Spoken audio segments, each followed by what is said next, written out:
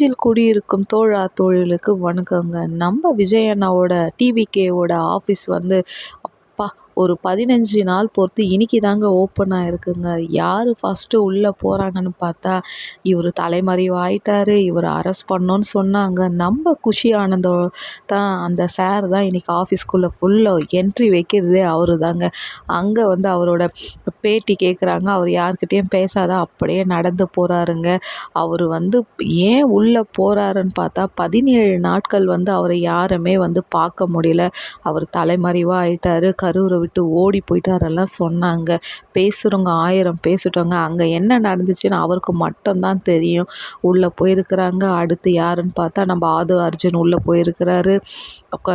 எந்தெந்த ஊரில் எந்தெந்த பெரிய பெரிய போஸ்டிங் கொடுத்துருக்குறாங்களோ அவங்க எல்லாமே உள்ளே போயிருக்கிறாங்க. லாஸ்ட்டாக களத்துக்குள்ளே வந்தது யாருன்னு பார்த்தா நம்ம விஜய் அண்ணாங்க. அவர் வீட்டை விட்டு வந்து அப்படியே உள்ள ஆஃபீஸ்க்குள்ளே கார் எடுத்துன்னு போகும்போது வேறு லெவலு வேறு பேச்சுவார்த்தையாக இருக்க போதுங்க. லைக் பண்ணுங்கள்.